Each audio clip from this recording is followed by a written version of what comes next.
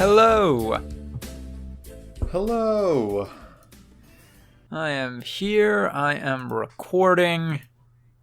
I'm just waiting for the man, Andrew. Formerly known as Andrew. Informally known as Andy. So how much of the PlayStation news are we doing? Because Jesus Christ, dude, that's a lot. I think we're going to keep this pretty freeform. Like, just Okay. fucking talk about that stuff. When we get sick of talking about that stuff, we'll go on to breakouts and then, like, group chat if there is anything. Oh, did you finish What We Do in the Shadows? I did, yeah. Yeah. So, you know, keep it chill. And these seasons on cliffhangers, that's for sure. Yeah. So now I have to wait a year. Definitely feel like the season maybe kind of peaked in the middle. They had a really hot run of episodes for a while, like 4 or 5 in a row. Petered out a little bit at the end, but good. Well, I think the last episode in both seasons was more of like a setup for more conflict in the next season, which leads to golden episodes. And also, like, you know, a lot of what the show does best is when it goes completely non sequitur and does like a episodic concept. Like, they're like, what if Colin got a promotion? Right. What if Laszlo had to run away and use a disguise? Like, those can be kind of like when the show really shines, and those will never be like the season finale or season premiere, which are usually going to be dealing with more of like the overarching story.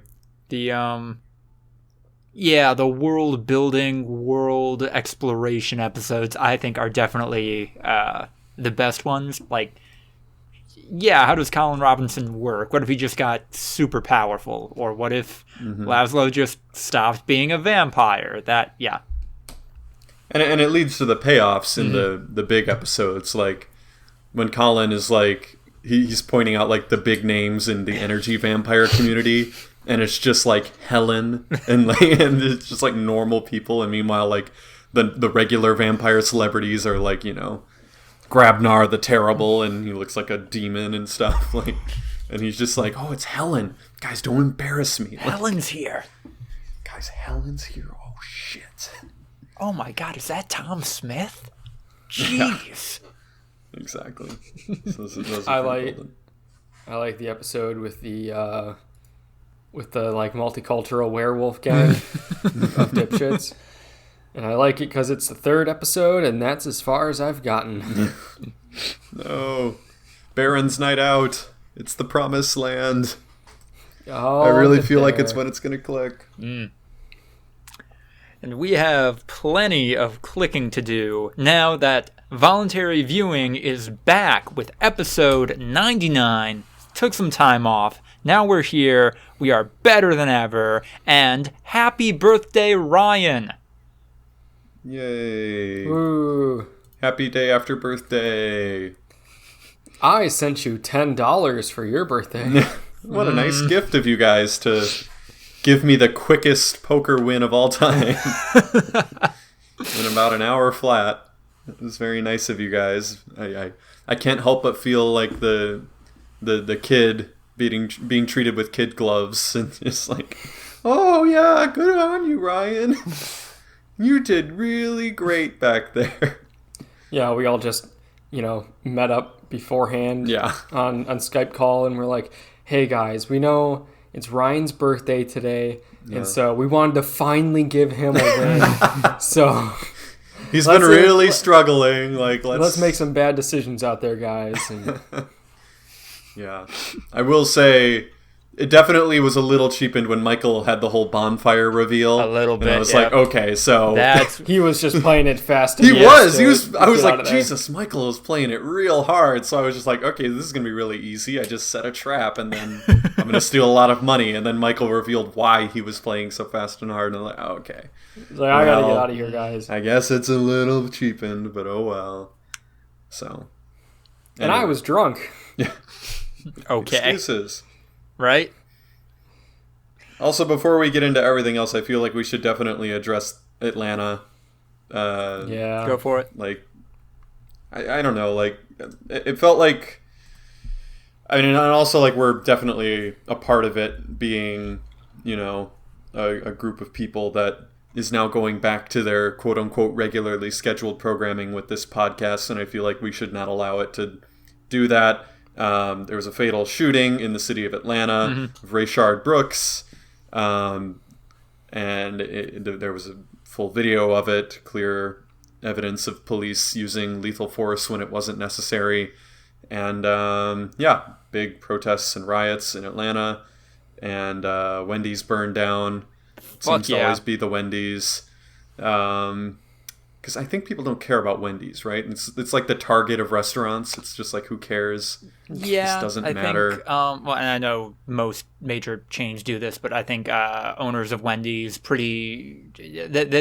pretty big conservative politician backers. So sure, yeah, that's fair. But yeah, it was just another reminder that this shit is not done, and that most major social media outlets, unless you're getting a lot of retweets, aren't clogging up your feeds with Black Lives Matter content anymore. They've probably made adjustments so that doesn't happen, and we need to not let it die, basically. Yeah. Don't just let things die down. Stay angry, stay determined, stay focused. Hell yeah. Like, it's absolute bullshit what's going on, and like, the thing that bothers me the most about this is that this is not by any means abnormal.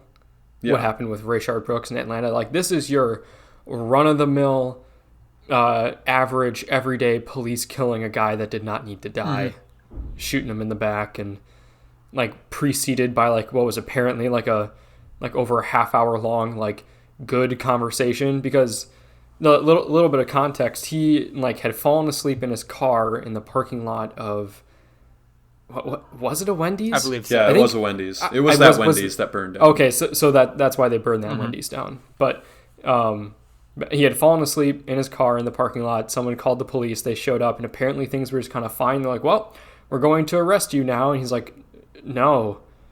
And then like there was a bit of a struggle.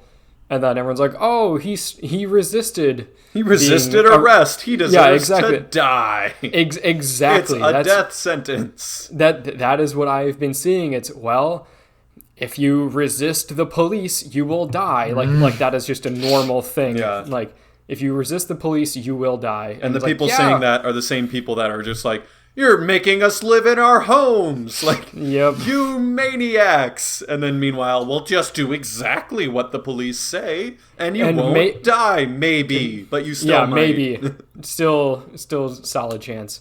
It's just, it's so fucked. And like, I've seen this every fucking day for years. It's insane. And the thing is that most of the time when stuff like this happens, the person doesn't die, so it doesn't make the news, because like the media is not going to report on man arrested and pled guilty to resisting arrest because police said, "We don't want you to be here," and they said, "Fuck off," and the police said, "Well, I'm going to beat the shit out of you now." Yeah. And like most of it's not caught on camera, and like this is just normal.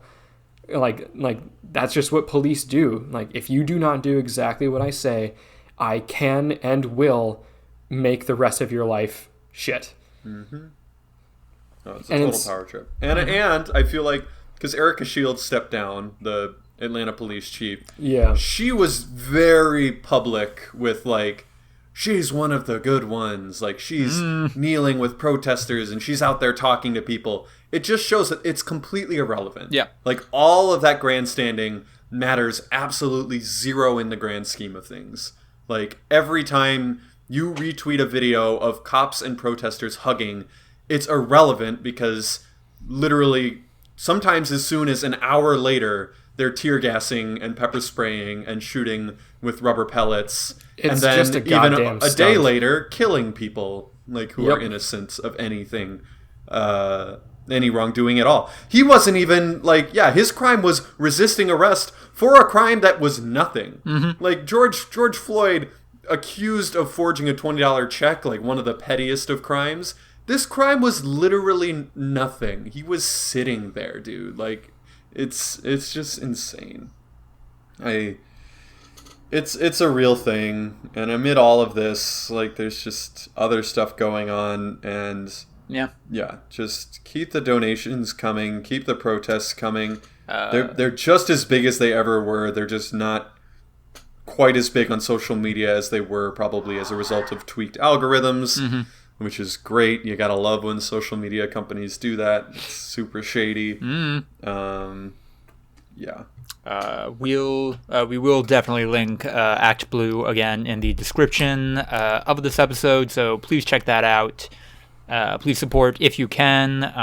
If not, definitely other ways you can help out. Again, if you're able to attend protest, much appreciated. Please be safe while you're doing that, though. And if you are in a position to, be sure to elevate the voices of the people who, again, are more directly familiar with this stuff than what we are, and able to speak better to it. And if you can, check out the quarantine cast as the week goes on. We've been trying to use that. Okay, not trying to use that as like a plug, but we've been trying to use those little mini episodes of the podcast throughout the week to keep you guys informed on all the stuff that's happening as it changes, and it does keep changing very quickly. So that's where we're going to try to, make some use of our time and get the news out. But we have some entertainment news to talk about again, finally, which is a big part of why we're doing this episode. And the people talking about that entertainment news are going to be a man who rocks a popped collar even harder than the PlayStation 5, Andrew Clark. Hey, I'm the Fonz, the PlayStation 5 of 50s TV show characters, and PlayStation 5 is the Fonz of video game consoles. That symbiotic relationship. It sounds like a very odd Tumblr account, and I kind of want to check to see if this is a real thing now. PlayStation 5 as the Fonz. No, like sick. Hey, my controllers have haptic feedback. Hey. 60s sitcom characters as game consoles. Also on the podcast today, we have a man who is rendered in even higher definition than any of the CGI people in that press conference. Ryan Holtz. Hello. He's made out of an infinite number of triangles. Yes, and I have ray tracing. Triangles. And last but not least, rounding out the podcast is me, Lucas DeRuyter, a man who has completely spoiled himself on The Last of Us Part 2, but we're not going to talk about that today, because... Lucas, what the fuck? We're not going to talk about it. So broken. Lucas, your consumption of media is broken. Not talking about it. Did you seek out these spoilers? I mean, it kind of got to a point where I saw, like, oh, hey, here are some, like, early reviews of the game. Let me check those out. Okay, these are some takes. Let me see, like, more context. And, yeah, kind of went down that rabbit hole. Let me watch the movie of the video game online. You're a fucking psychopath, man. I don't understand your, like, non-aversion to spoilers. I don't know. You're like my sister that reads the last chapter of the book first. Well, okay. And that psychopath is Lucas DeRuyter.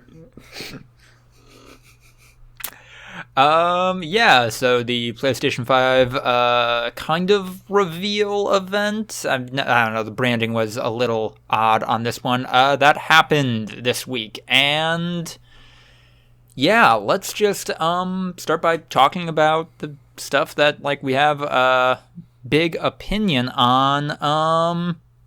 Andrew, you seem the most enthused about one or two of these reveals. Why don't you take the top?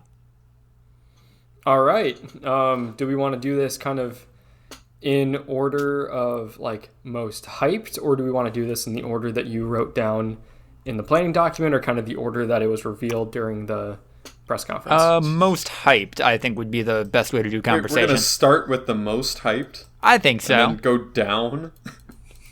Or let's start with least hyped. Yeah, I feel like least. Okay, well, I want to start with least hyped.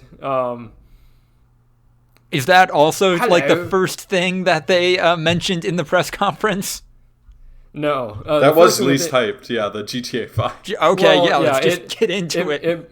Yeah, the GTA 5 is reaching Elder Scrolls 5 Skyrim level of bullshit at this point. Like, it's going to come out on everything. GTA 5 is going to be on your phone in a few years. It's just, goddamn. I think people would have been more excited for like a remake or a remaster of like GTA 3 or 4. I mean, yeah, but that takes more work. Like, I can't believe that, like, in comparison to like remaking a game, or even remastering a game, but like remaking a game for like technology that at that time that the original game was made wouldn't exist for like another 10 years. Porting something from a PlayStation 4 over to a PlayStation 5 can't be difficult by comparison at all. So like, however much time it took them to put into this was probably minimal. And they're like, we're going to make a lot more money off of this. And I mean, like, fuck it, I'm probably going to get it. Like, God, no. Well, I know I'm going to get it because it's free. Like, it will be free when it launches on PlayStation 5. So, yeah. The last thing I will say on it is I can't wait until people get into the code of this. And it was kind of under-talked about in this press conference, but I believe I saw that the PlayStation 5 is backwards compatible with the PlayStation 4. So if this is just literally the PlayStation 4 version of this game running on the PlayStation 5, that'd be a little hilarious to me. I think it's something about being optimized for PS5, but who knows what that means. Also, GTA Online is free for the PS5, so at least just that's what it was. Yeah. No, with the PlayStation Plus subscription, but although I guess that did kind of stealth reveal that like that infrastructure is going to be the same. I was gonna say, But can't you wouldn't be able to play GTA Online without PlayStation Plus, though, right? Correct. Yeah. So, but he's saying that like PlayStation Plus will still be a thing on PlayStation 4. Yeah. That they're not going to switch their kind of infrastructure over. Yeah, they wouldn't switch it to non-paid subscription fee. Like, well, no, but they might be kind of like that genie's never being put back in the bottle, guys. Well, and that's not what I'm saying. Is that some people were speculating on if they were going to do something more like a Game Pass. And they still might. Like, don't they already have free games on PlayStation Plus? Yeah, right. But like Game Pass is because Game Pass is like a larger library. What PlayStation Plus does is once a month you get 2 free games. Yeah. But that's not what Game Pass does. Right. Like, that's what I'm saying, that some people are thinking they might do something like Game Pass. In addition to PlayStation Plus. Yes. Because Game Pass doesn't come with Xbox Live Gold or whatever. Right. No, but we didn't really have any sort of idea of what they were going to be doing for PlayStation 5. No. But we digress. That's going to be a thing. All right, so if we're keeping the train of like least hype stuff first, Bug Snacks. I'm actually Island of Bug Snacks. I'm actually excited for that game. No, Lucas. If it costs like $20 or $30, that might be fun. That's seems like way too much. Even if it was a free game, I wouldn't spend the time, man. It seems like a cool aesthetic, and like, yes, it literally is just that one bit from Cyanide and Happiness's first Ted Bear video, and I'm down for it, but also there's some weird shit happening there in like a don't hug me, I'm scared kind of way, and like, I'm down. I mean, it's down. Octodad mixed with Don't Hug Me, I'm Scared mixed with Ted Bear, and like I'm a big proponent of Ted Bear here. Okay? gonna always say I have always supported Ted Bear and always will to the day I die. Would you call yourself a Ted Bear stan? A Ted Bear stan. That being said, this game looks so fucking dumb. I don't get games where the point of it is that it's bad. Like sure, it's fun in like a bad movie night kind of way, but like I'm not gonna put the effort into like eating hot dog tarantulas so that I get weenie toes. I'm just not down for it, man. All right. I mean, you do you, but I'll probably end up playing it and let you know how it is. We just spent 2 minutes on Bug Snacks. I just want to give a calibration. Okay. This planning document that's fucked, you guys. That was something I was actually excited about, and I said at the top, we're keeping it free form. We're doing whatever. Ryan, what are you least hyped about? What do you want to knock off? Ooh, least hyped. I don't know. All of these things, except for like 3 of them. Let's knock them all off and say it's irrelevant. There's a few of them on here that I legitimately don't remember. Yeah. Like you put Solar Ash. I'm like, I don't know what the fuck that is. For the record, Astro's Playroom. I don't know what that is. I'm going to list everything that I don't care about. For the Gran record, Turismo 7, Ratchet and Clank, Project Athia, Stray, Returnal, because it's dumb, Sackboy, Destruction All-Stars, Kino Bridge of Spirits, Goodbye Volcano High, Oddworld Soulstorm, Ghostwire Tokyo, Godfall, whatever that is, Solar Ash, Hitman 3, Astro's Playroom, Little Devil Inside, NBA 2K21, even though I might actually buy it, I don't care, Demon Souls Remake, Deathloop, Resident Evil 8, Pragmata.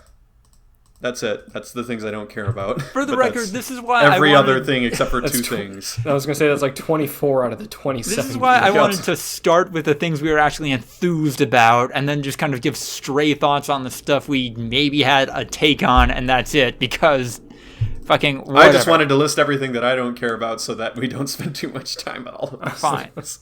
Fucking, you know what? This format is already shot. Andrew, you want to go off about...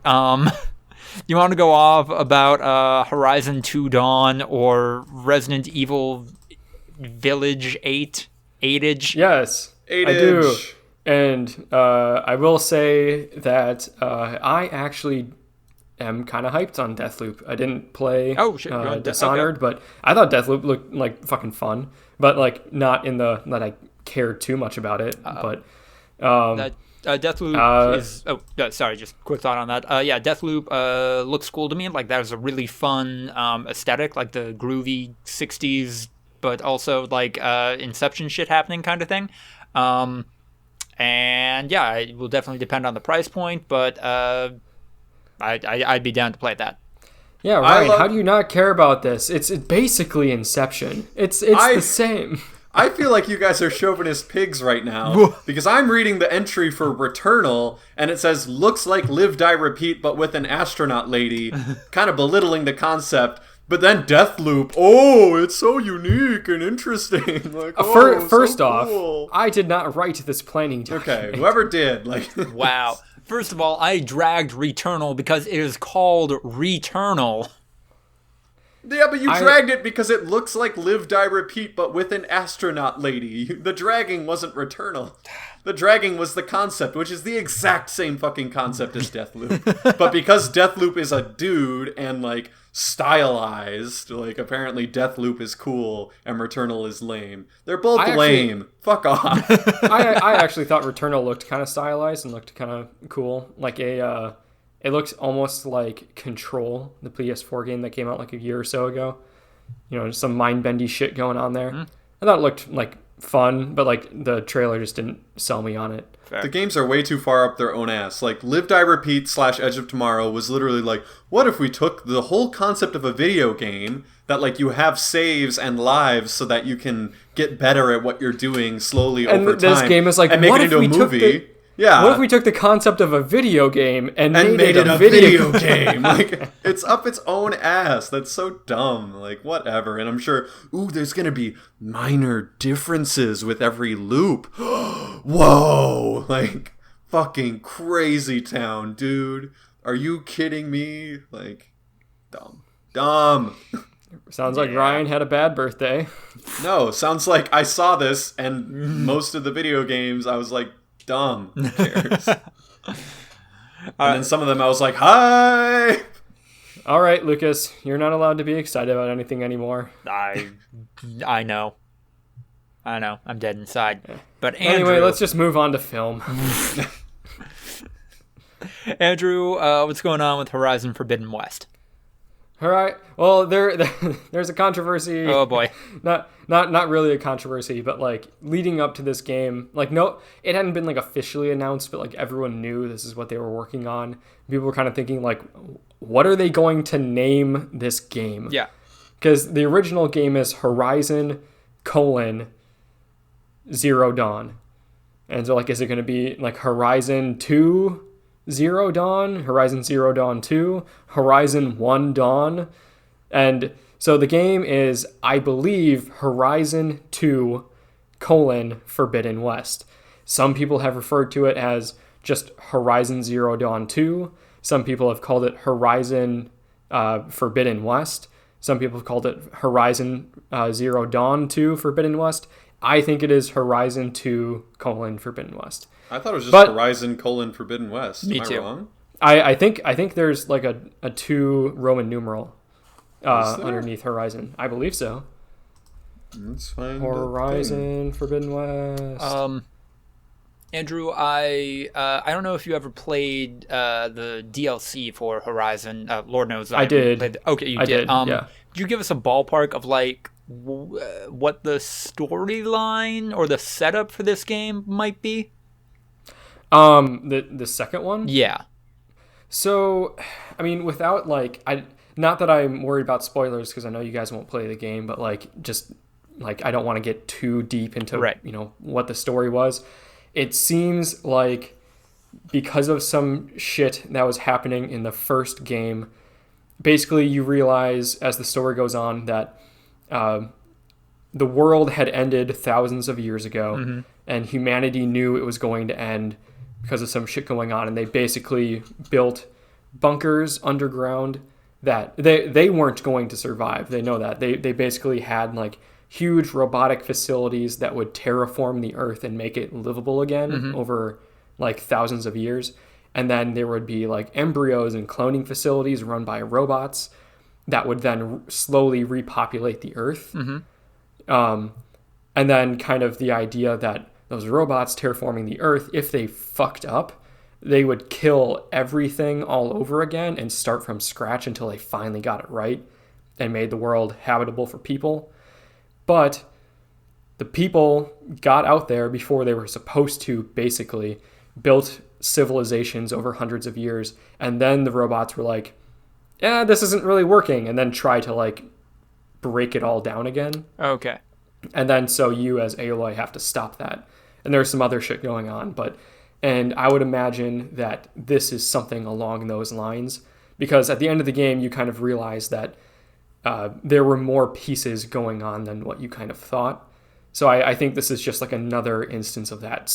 Either it's the robots doing shit again, or it's somebody that found kind of those plans and figured out what the old world was, trying to kill it. I don't know. Okay. But looks great. Horizon Zero Dawn, fantastic game. The expansion was also fantastic. I have no doubt this will also be very, very good. Cool. Underwater, maybe flying. I don't know. Ryan, what sold you on the NBA 2K21 trailer? That wasn't even a trailer. I said I didn't care about it. You said you might play it. Yeah, but I said I didn't care about it. All right. The only reason I download NBA 2K21 is because I've downloaded the last 3 NBA 2Ks and I'm a fucking shill. But like, Ryan, the graphics are clearly going to be better because he was sweaty. They do that every single year. I know. Literally, yeah. You can find, like, because every year they do 2K12 versus 2K13 and, like, etc. all the way until recently. And always the modern version has sweat and the first version doesn't. And if you look at the version, the first time they did that of 2K13, the sweaty version, when they were trying to sell its graphics, versus just normal looking 2K20, 2K13 looks better. Like, it's dumb. It's literally just, wow, the sweat. Now there's like some light reflecting. Whoa, graphics. But it's the same every year. And they put out the same tweet every single year. Like, look how much better it is. And you're like, but it's, you always do this. Yeah. No, it's dumb. The only reason that I would buy it is because the PC like auction house market on my team is super like dead because there's just not that many PC 2K players, and I'd really love to like try my team with like actual auction house shit that I could do. So I would download, I would buy it, be a shill, hate myself, but have a lot of fun. Because the game is fun, they just do nothing to fix anything that's wrong with it. Like there's things wrong with the game that they never ever in a million years will address, but that doesn't mean that it's not still a fun video game every year, even though it's the exact same video game every year that you have to pay for every year. And I mean, I imagine the reason why they don't address a lot of those issues is because that would merit more work than what they can fit into a less than a year-long production cycle. Yeah. I don't think they do anything. Like, yeah, that would be true if they were like, oh, we made a few feature adjustments. No, they don't do anything. Like, the menu will be exactly the same. Oh, like, God. It is shameless. You can find all sorts of, like, times where they didn't update the titles from, like, a couple years ago. Like, there'll be moments where they refer to the game in random scenes as NBA 2K18 in 2K20.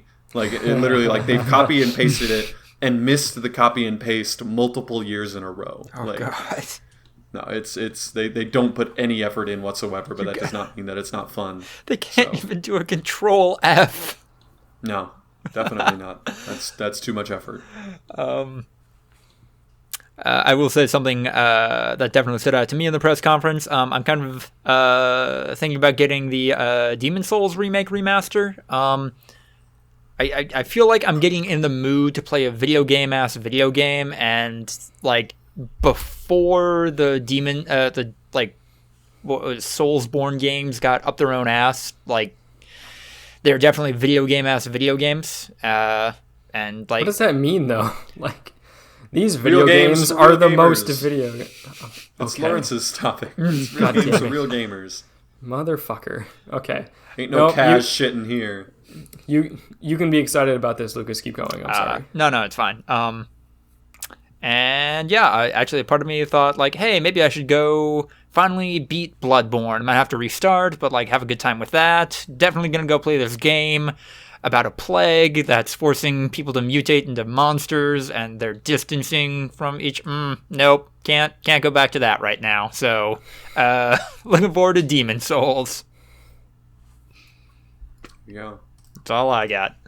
I want Spider-Man. Spider-Man. I'm so fucking happy. It did look good, and I hate that there was such like a weird like mini like 24-hour controversy about the game and like what it is. But they kind of brought that on themselves. Well, yeah. No, I mean like that's what I mean. Like why couldn't like just say what it is? It's Spider-Man Miles Morales.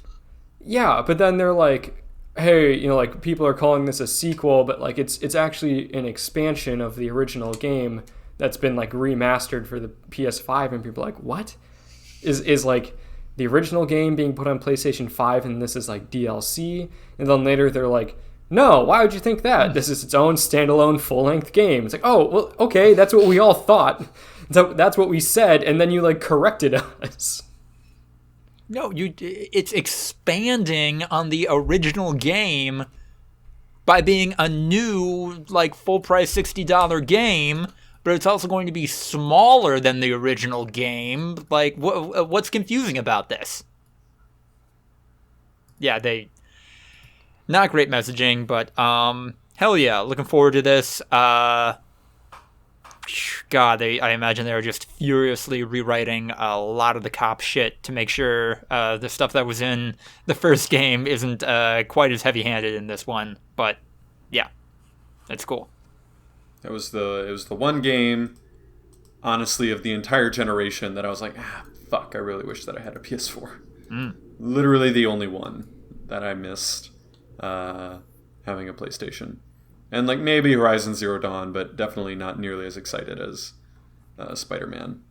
I do really think that you would like Horizon Zero. Well, I think both of you would like Horizon Zero Dawn, but Ryan, I know you're like a quick twitch action kind of guy, and it's just like a really, really fun combat system. I will say briefly that apparently the new Square Enix game for PlayStation 5 is called Project Athia, and I am skeptical that it ever comes out. What are we talking about next? Out of like all the like random indie games that people don't really give a shit about, like the only one that caught my eye was Little Devil Inside. Yeah. Which is a Kickstarter. It's an Australian Kickstarter game. And it actually looks like pretty fun and detailed. Right. I really like that like papercraft art style. Is the younger guy going into the body of the older guy and fighting monster or what? So I looked up their Kickstarter and I checked it out for a little bit. And what it is that you play as a guy who's basically like an adventurer for hire. Mm-hmm. Like that's his day job. Like he just lives in the city, like this little like 1800s England looking city. Right. And the professor guy who is like trying to learn about like monsters in the outside world and all that shit, and it's like, I'll pay you a daily rate basically to go out and, you know, do shit for me. So then you go to like different parts of the world and do adventure-y shit. I have no idea what the like minute-to-minute gameplay of this is going to look like. Like I couldn't tell it was going to be more of a Breath of the Wild thing or like a Dark Souls. I got that impression. Basically, what you saw in the game was gameplay without the UI. Oh, okay. Because like they've showed off a couple of demos, and it does give me kind of a Breath of the Wild feel with more of a like RPG inventory like survival element to it. Mm-hmm. But you know, same idea. Yeah. Andrew, do you want to talk more about God, what was the joke I made before? Village? 8-age. 8-age. There we go. 8-age. Resident Evil 8 Village, or just Resident Evil Village. I think it is actually Resident Evil Village. Like, it's not actually Resident Evil 8, but it is. It's so dumb. But, yeah, so like the whole trailer, and like I kind of got Resident Evil vibes while watching it, but I'm like, oh, this reminds me of Resident Evil 7. And then that thought just left my mind, and I watched the rest of the trailer. And then they're like, it's Village. I'm like, oh, that's cool. And then the fucking VILL became Roman numeral 8, and then it said Resident Evil. I was like, oh my god! I can't. And I showed the trailer to Jade the next day, and she had the exact same reaction. First off, I can't wait for this to bite them in the ass with the next game in the series, and they're forced to name it something dumb like I'm Xylophone, so I can get the IX in there. But no, this looked cool. Fucking werewolves in a Resident Evil game. About damn time.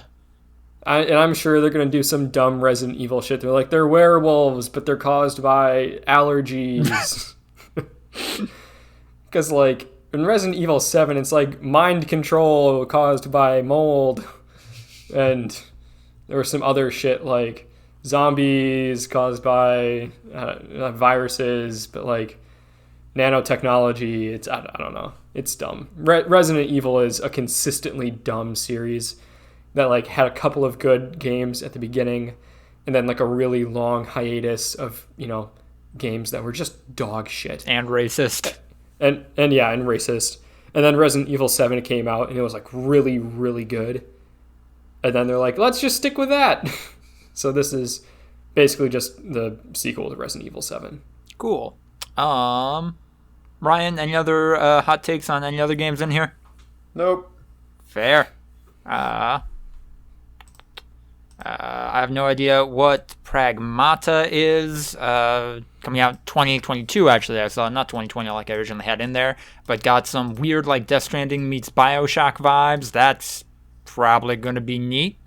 I disagree. I don't know. Like, I am a total hypocrite on this, but, like, at that point I was watching, like, they're just trying to do Death Stranding, and it's probably not going to be good. But, like, I also should have said that when I saw the first trailer for Death Stranding, because it's literally like the same amount of information and same amount of weird shit.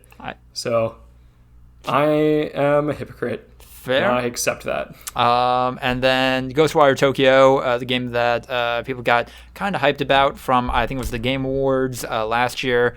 Looks like it's going to be a first-person action game, actually, where you're fighting. Dumb. Yeah, and like that. It looks so dumb. I was more amped for that when it looked like it was going to be more of a horror game, but now it's just like an action game against like Japanese monsters and yokai, and that's, I don't know.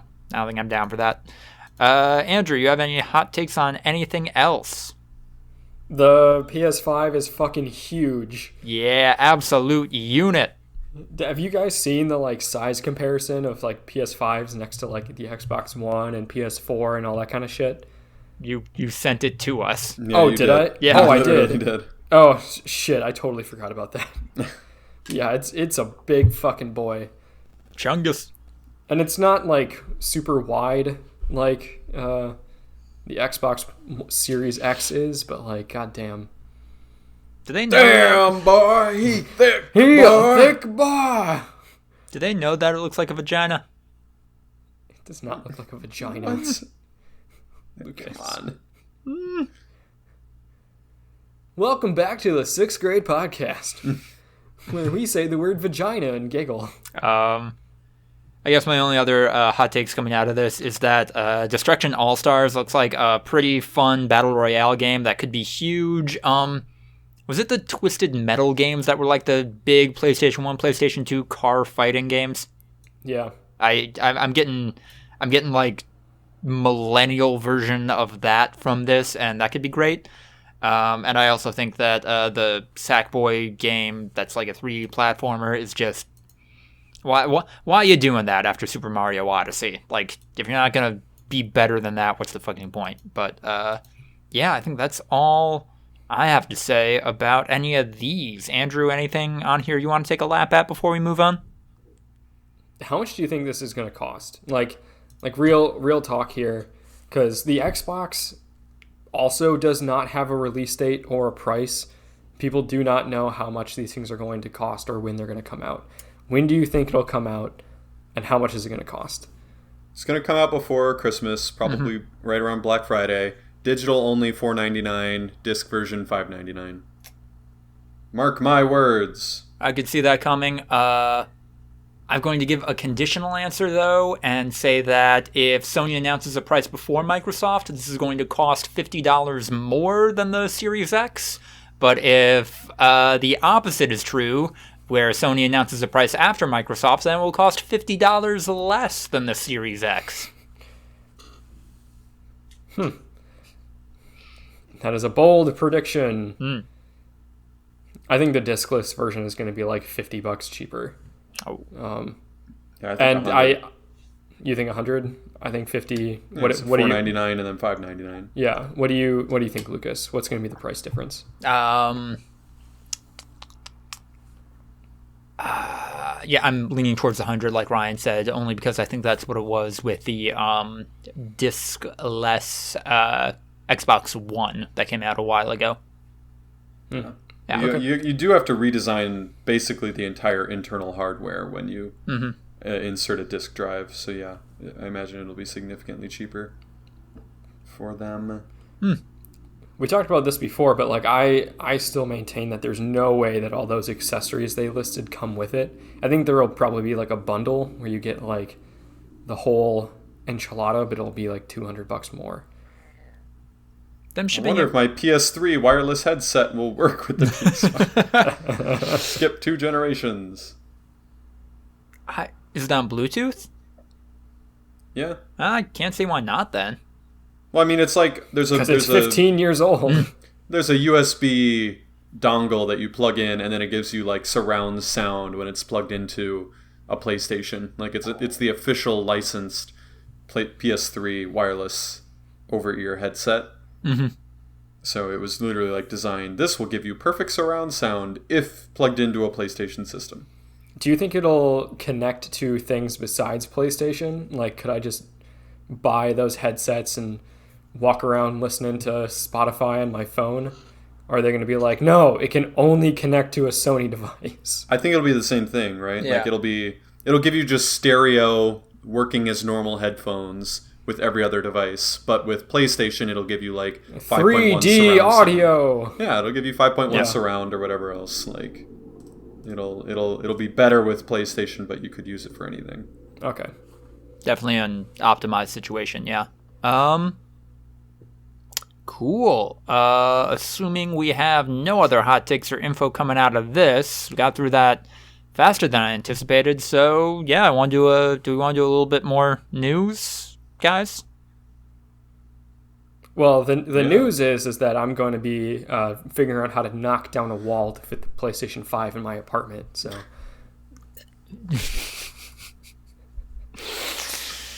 Well, you already had to run a dickload of cable for your Ethernet, so what's even more of that? After your wife's boyfriend approves of the plans, that's when you'll be good to knock it down. When I asked my stepdad for money to buy the PS5, and your stepdad now. After your wife's boyfriend, after you mow the lawn for your wife's boyfriend for a few months, he'll buy it for you. He'll give me my allowance. Yeah, he'll give you your allowance, and that'll cover most of it, but you'll still have to, have a little bit money, a little bit of it on loan. Maybe if he's generous, he'll just give it to you as a Christmas gift from Santa Claus. And my wife's boyfriend is also my stepdad. Oh, Jesus! Where is this joke coming from? What is the genesis of this? It's just I don't know. Internet. I don't all know over Twitter right now that like for some reason it's specifically like PlayStation is all about like your wife's boyfriend allowing you to play and stuff. So it started out with like a bunch of people like, there was a rumor that like the PS5 was going to cost like $800, and then a bunch of people saw that and took it as fact.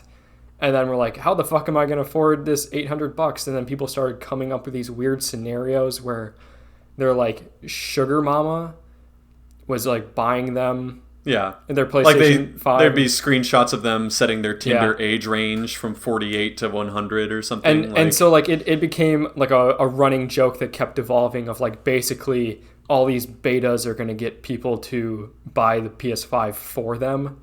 Yeah. And so it's like, I'll, start eating my girlfriend's ass so that she buys me a PS5, and like my wife's boyfriend will buy it for me because he has more money, and just shit like that. I have seen none of these, and I'm going to assume that the internet gods just like gave me all the femboy Hooters memes like in exchange for this, and I'm fine. I'm happy with that trade. Considering I have no idea what the fuck you just said, yeah, that seems like that was a trade. Don't ask. I'm not. I didn't ask. Okay, I just said I haven't seen it. Then. Don't answer then, Lucas. Oh, the meme corner is coming. But TV. After 33 seasons, fucking somehow, the reality TV show Cops is canceled amid police around the world being bastards. And Live PD. Live PD got cut too? Live PD got canceled too, which is like half of A&E's programming. Jeez. I mean, in reality, it's much more than half in terms of volume. It's just half of their original shows. Because it's like Live PD Police Patrol, Live PD Undercover, like whatever bullshit, Like all their spin-offs and everything. I think they only had 8 original shows, and 4 of them were Live PD related, and they were all canceled. And in reality, like those shows aired every night of the week. So it's probably more like 80% of their original content that they put out was canceled. Yeah, almost all their runtime on their channel is this. Are they going to continue showing like reruns and shit, or are they just like? I don't think so. No, that would be really unpopular. Yeah. All right. What are they? What are they going to fucking show, man? I mean, so they're owned by Disney. So Disney was basically just like, all right, you guys are fucked. Well, like, you were gonna have to cancel this because we don't want it to reflect badly on Disney. Mm-hmm. So yeah. you don't think Disney's gonna like throw them some reject shows as a bone to? I mean, so here's the thing about: are they just gonna fucking walk them out in the back alley and shoot them? So as someone who works for a more higher level network, like Flex. Like you're not just like a cable net, I get like it, some random where you're. I mean, honestly, yeah, you're more desperate for content and like, oh no, like, what are we going to do to pay the bills? Like, let's cheat and other shit like that.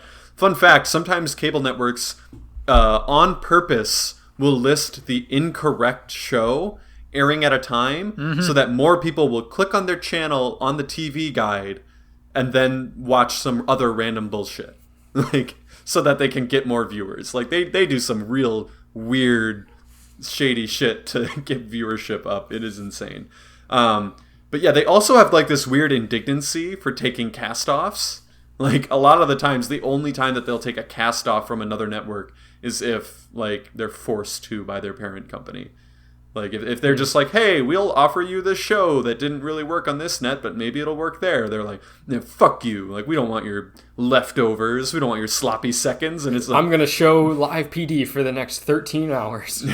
I mean, yeah, but, like, at the same time, they were a big cable net because of this one program. And, yeah, they were basically, like, forced to shoot Old Yeller in the fucking face. Like, and it's not even Old Yeller, because Old Yeller his name was Old Yeller. Like, it was more like being forced to take your wife out back and shoot her in the face. Like, you're the whole reason you're alive.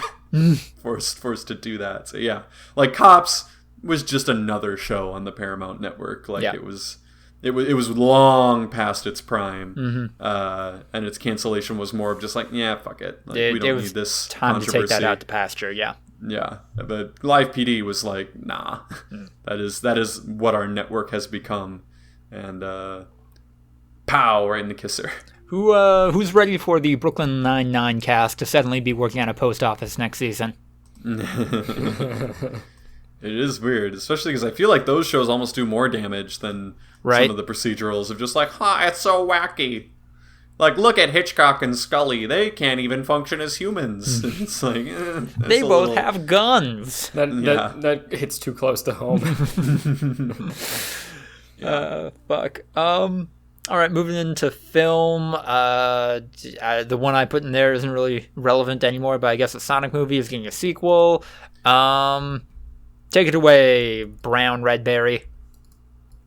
The Sonic movie was going to get a sequel the minute that it had its opening weekend. Just as a hint. Yep.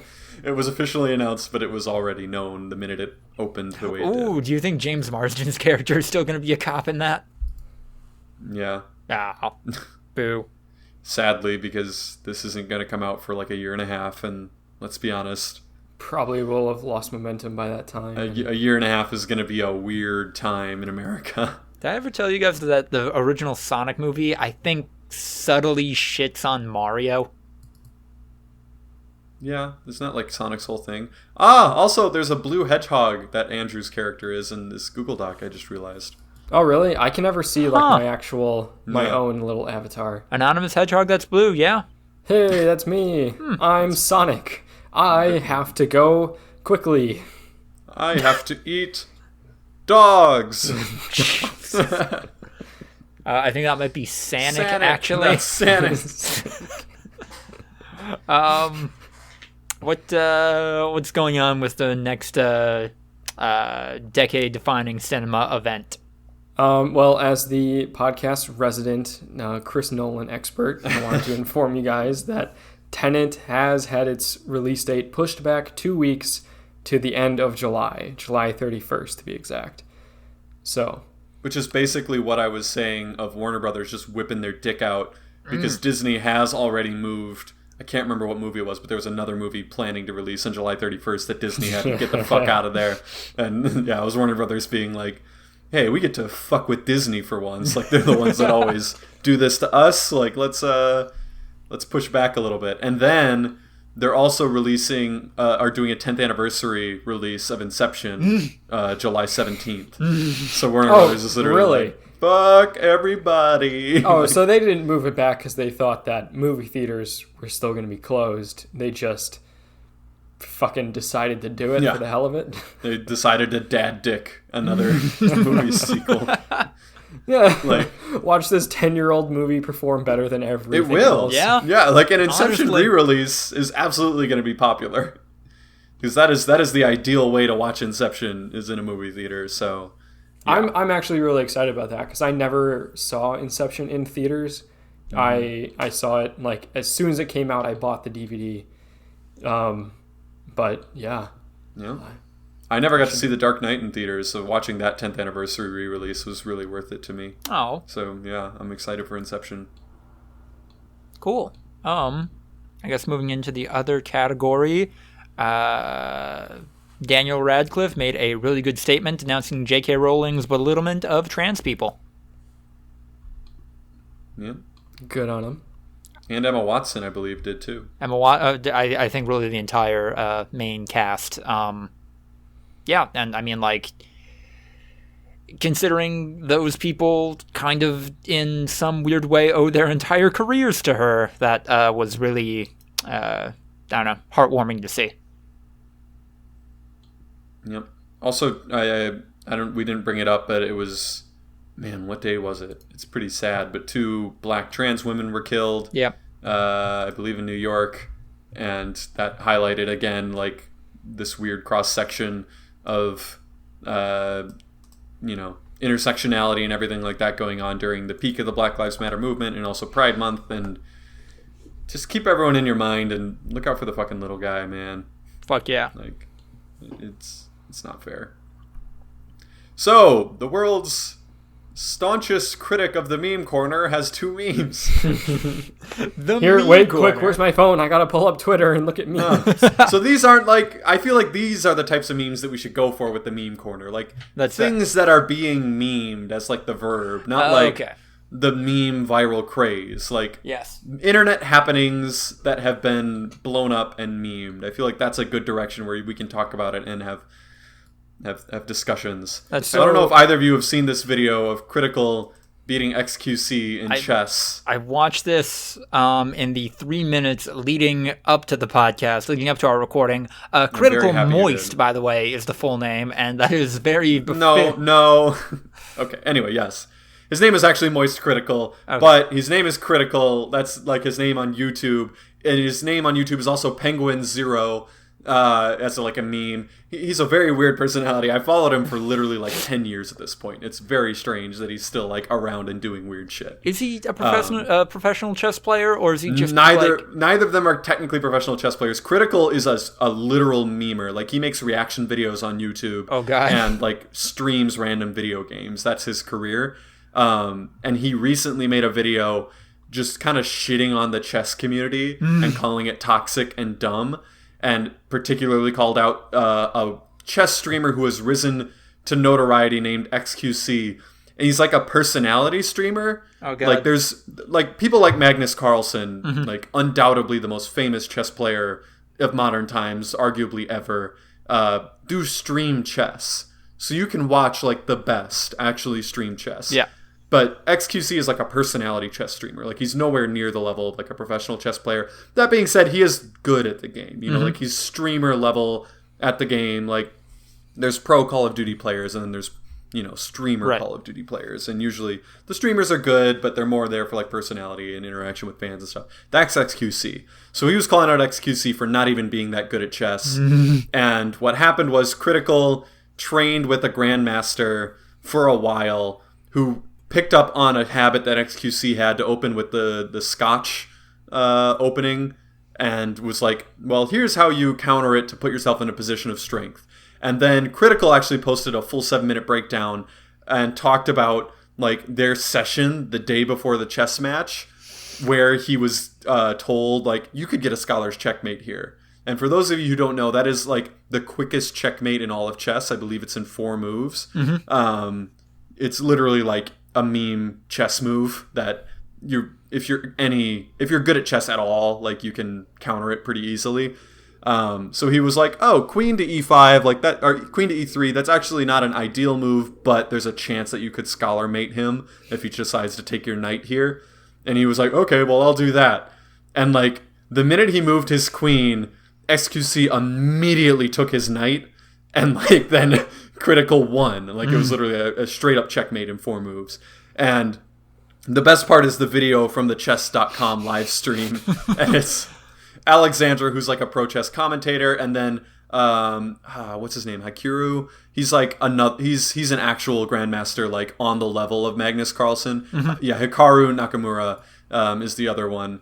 And they're both talking about it, and just Hikaru is literally like he before the match was like, XQC's gonna wipe the floor with him. Like, Critical doesn't know what he's doing. XQC's an actual chess player, and when Critical moves his bishop like into position, he starts critiquing the move and being like, see, I don't like that. It kind of like leaves him open to a lot of things. And then he like moves his queen, and XQC immediately like takes the knight, and everyone is stunned, just like, oh my god, you have fucked it.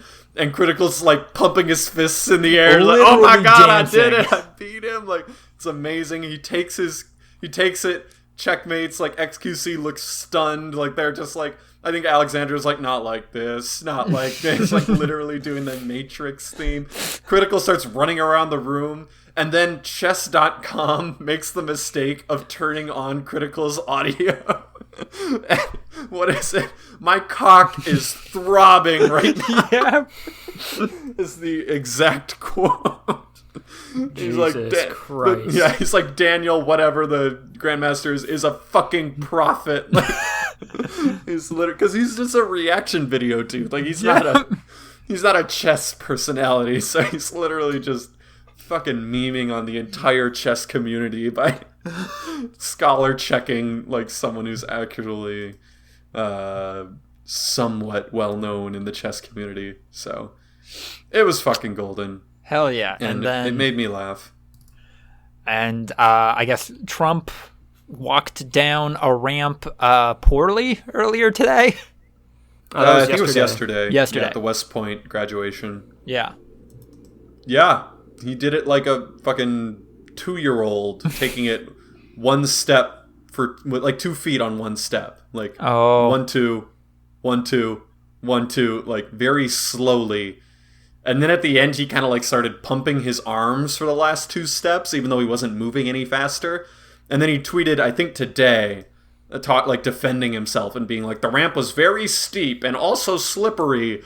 And then I ran down the last 10 feet, and it was like, you took momentum. like 2 steps. Yeah. It was like you took like 2 steps swinging your arms. Like, it wasn't 10 feet. And boy, if you think that's running, like, you're fucked, dude. He never addressed it, but like on top of that, there was also the bit with the glass of water. Yeah, he drinks water with 2 hands. What the fuck, dude? So people have, obviously shown him drinking water with 2 hands, and he looks fucking, stupid, obviously. But he tried to drink it with 1 hand, and he could not raise his arm up past his chest. Like, he tried, and he looked down, he tried it like 2 or 3 times, and then he took his other hand and put it under the glass and raised it to his mouth. It's like, fuck, dude, he is gone. Like, he is not, like, at this point, what we would consider a human being anymore. People are speculating that, I think last year he had that random... routine checkup at Walter Reed that came out of nowhere. Rushed to Walter Reed, and nobody knew what was going on. They think that might have been some sort of mild stroke or something similar, and it's been pretty covered up and kept secret from the American public. And in the incoming onslaught of Joe Biden attacks that Trump is going to run, like, people definitely need to keep in mind what the other side is. Like, Joe Biden recently has been seen running in parades, like. His mental faculties are definitely not 100%, but Trump's are at like 1%. And then physical faculties, Biden looks to be about as healthy as you can be for a 78-year-old, whereas Trump looks to be about as unhealthy as you can be for a 74-year-old. Yeah. Like, he's literally an example of like, you gotta stay active when you're young, or else you could end up like this. You will atrophy. Didn't Trump have the whole thing about how like he thought his body ran on batteries or some shit? Where it's like, if I use up all my energy, then I'll die. Yeah, there was a thing a couple years ago where like he had a friend, or like I don't know if it was a friend, but he was talking about somebody who was like a very active biker and was like in his late 60s, and he was like unironically like, this man's a fucking idiot. He's like you can't just be that active. Like you have to take things easy your whole life, because otherwise you'll run out of energy. And the guy interviewed him was like, wait, what are you talking about? He's like, well, let's say you have a battery and you like use it a lot, and then that battery runs out of energy. That's you die. And it's like, if you like, I golf because it like goes things slowly, and like just talking about utter fucking nonsense, saying that if he was physically active, his energy, like his life energy would go down that like everyone has a set amount of energy when they're born, and then it slowly gets used up as you live. He's like, I don't use any energy at all, so I'll live forever. Yeah. No, it's like, oh my god. And then it's brutal. That weird little like stance that he has, where his feet are like planted together and he's leaning forward and like his back is curved up. Some like neurologists have looked at that and say like that is actually a sign of like this rare form of dementia. That, like as it like breaks down your nervous system, like that's how you start to stand. And they're like, yep, it's like he is done. Like, god damn it. And we've known that for years. Like we've looked at him and said like, guys, you can't think this is normal. And like it's just gotten so much worse. Yep. Mini meme sounds like it's been outside of your guys' circles, but what I'm bringing to the table, for whatever reason, like kinky or fetishy versions of restaurants have taken off online, and like people are posting shit about. This is what you were talking about before with the femboy Hooters, and we told you no, Lucas.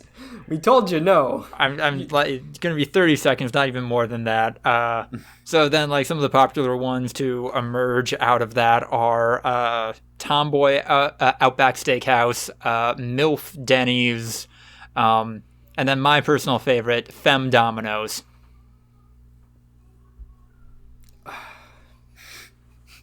Are your 30 seconds done? Yes. Take it away, Andrew. Hey, he did it in like 25 seconds, so honestly, I think we need to congratulate him. Hey. Stuck to it. I don't have any memes other than like what we already talked about. I wanted to talk about the Trump ramp thing, but Ryan already put it in the planning document. Cool. In that case, we are heading into the breakouts. Like I had mentioned in maybe it was a quarantine cast, maybe it was a curfew cast, but started maybe playing. It's Maybelline. Could be. But it is definitely Persona 5 Royale. I'm playing it again, having a good time. Just got to Makoto, who is best girl and has a nuclear-powered motorcycle. Loving it. I'm 30 hours in and maybe a third of the way through the game. Take it away, Red Berry Brown. That's just red berry to you, sir.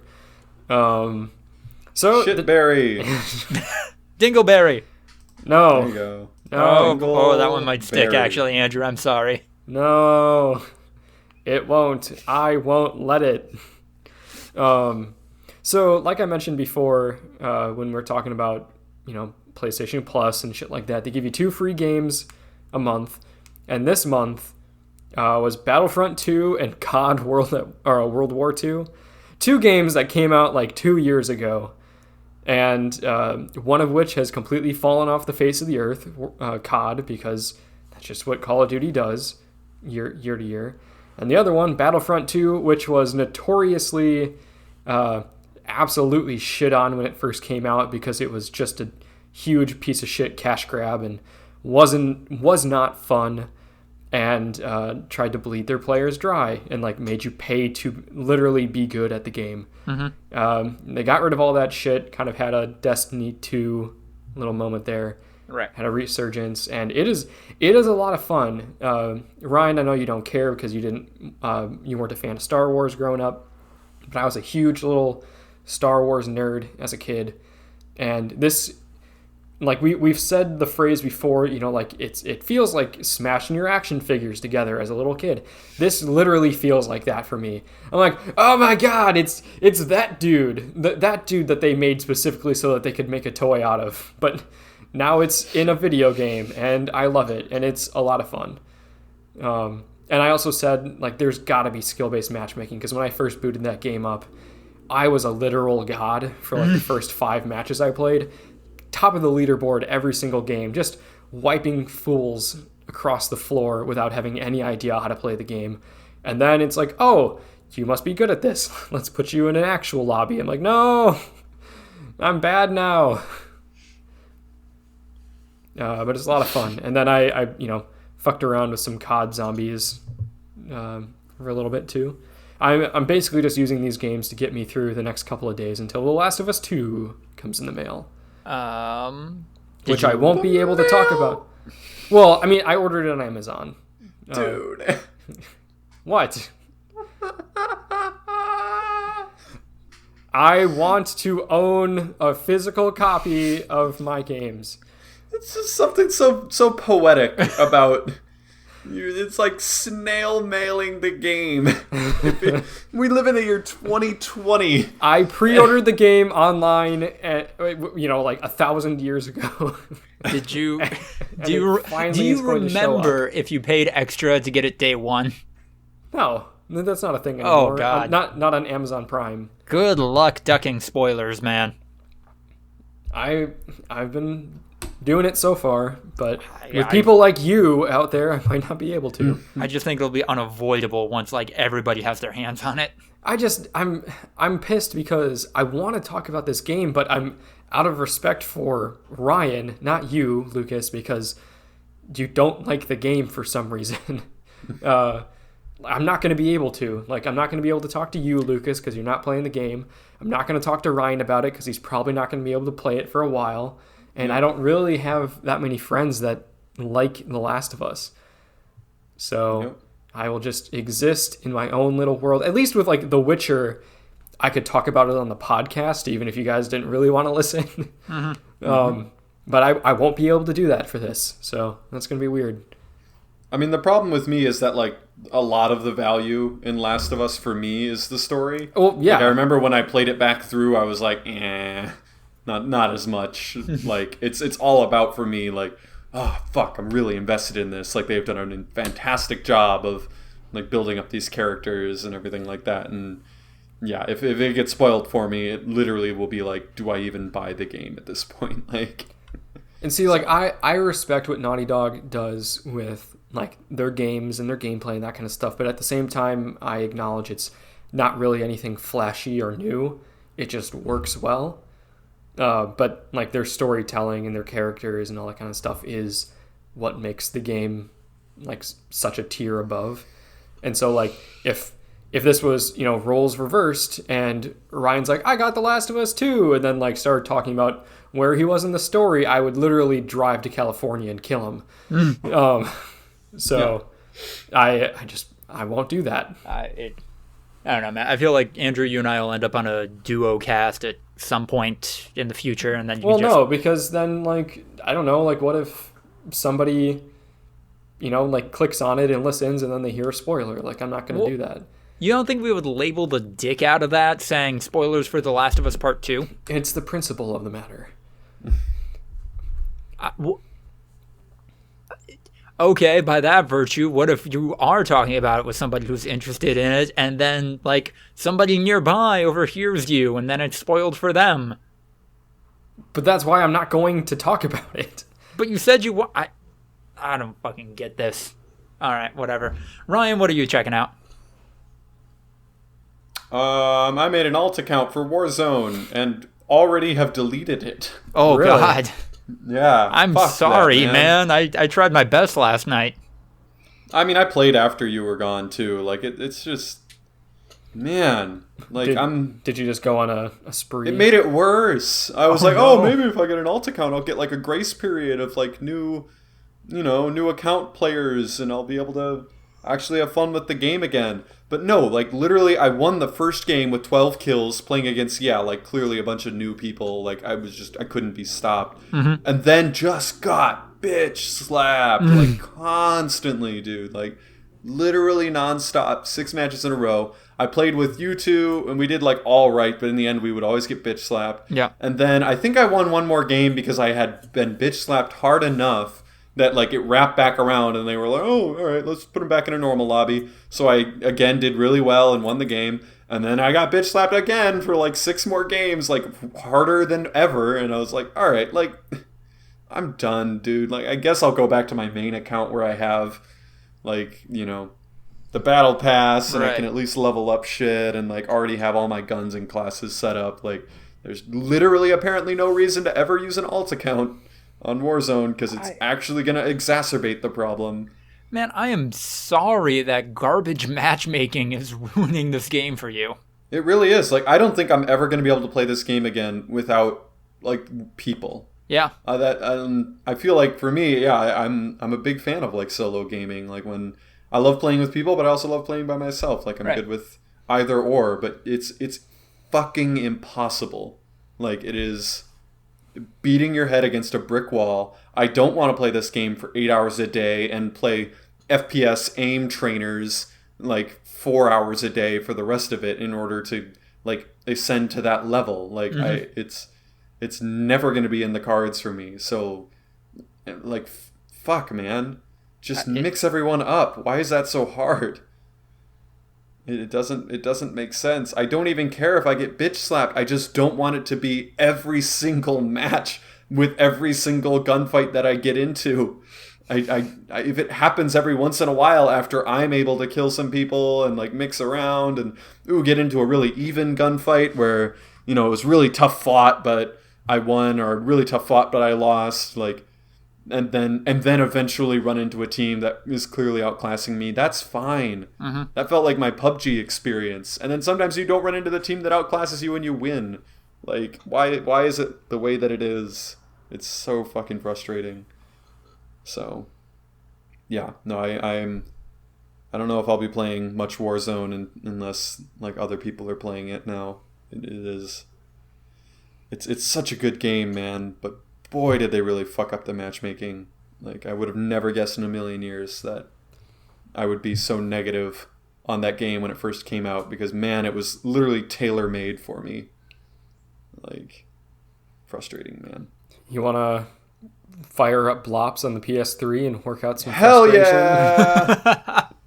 I am always down for Black Ops. I really want to do it on in November when the 10th anniversary happens. I want to try to like get as many people as possible who still have their old PS3s to fire it back up and have a 10th anniversary gaming session. I feel like that'd be really fun. Sounds like a plan. But also, like, now. So, there you go. And the last two breakouts I'll shout out super quick. A couple new anime on Netflix, Dorohedoro and new season of Baki. Both are great. Dorohedoro, like Quentin Tarantino doing a memory mystery, but the guy who has amnesia also has a lizard head, and it's just fucking ridiculous and a lot of fun, and very much like that kind of vibe where every character is like a member of Team Rocket, where they're bad guys and like morally nebulous, but like so over the top and likable that it doesn't really matter. And then Grappler Baki is just like a weird martial arts anime where like I don't know if the plot or the story structure is really any good, but you can tell it's made by a human being who cares more about competitive fighting than any other person alive, and that makes it an interesting experience, at least. And just like that, we are going into the group chat. Ryan, if you had to rank season 2 of What We Do in the Shadows, 0 to 10, 10 being the highest because who does it the other way, what would you give it? I'd say like a solid 9. Right? It was great. Yeah. It's definitely going to be on my top 10 shows of 2020, and that is a very exclusive list. And I don't let just any show on that list. I mean, I don't. I'm going to... I watch 30-plus shows a year. Like, it is not easy. And the shows that I watch are ones that I like, so it is not easy to crack the top 10. It seems very, very likely, because of the quality of Season 2, that it'll be definitely top 10. So I cannot wait for the top 10 episodes where I emphatically argue that the 4 shows I was able to manage to put onto that list deserve to be in the list alongside yours. Nope. I think you have to they add, don't. I think you have to add, Andrew, that those are also the only 4 shows you watched. I mean, yeah. Like, if I watched it, it's going to be on there. If it came out this year and I watched it, it's going to be on there. And I still know that I won't be able to fill up the list. And that's me for video games. And as a result, I don't care about the video game category. I by and large let you guys duke it out. Like I'm gonna have to fight to keep The Last of Us 2 from taking the top spot on that list, aren't I?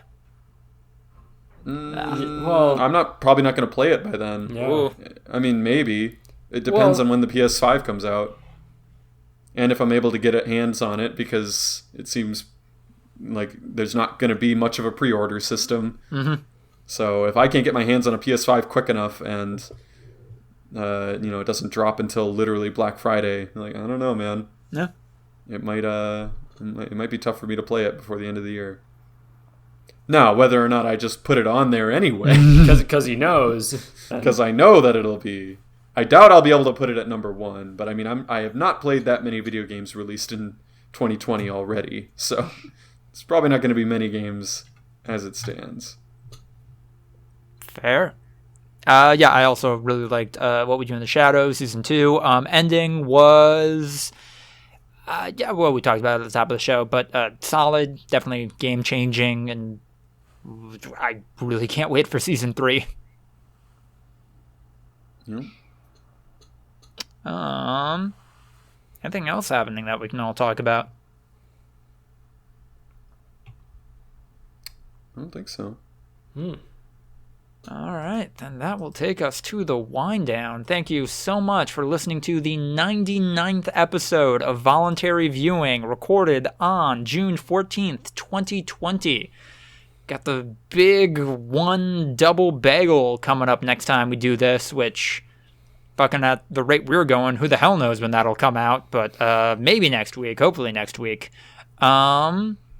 If you enjoyed this episode, please remember to like, comment, subscribe, all the stuff you do when you like something on the internet. You can also support us on Patreon, joining the likes of Tiffany Cole, Central Richard Nixon, and Sucky Badger. Follow us on Twitter at V2_podcast for updates about what's going on with the show. And yeah, follow me, Lucas DeRuyter, on Twitter at Lucas DeRuyter. And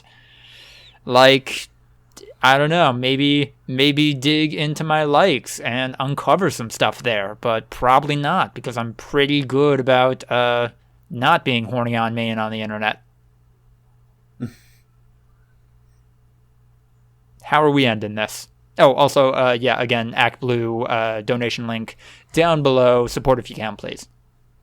How are We're we ending this? it with a clap sync. Oh, shit. God damn it, DeRuyter. I started typing clap sync into the search bar instead of time.gov. I've done that before. Does that come up with any results? What if there's a better system? Okay, I'm going to check that quick. Clap sync. No. We should make it. Think about how much money we'll make from the podcast industry. Not a lot.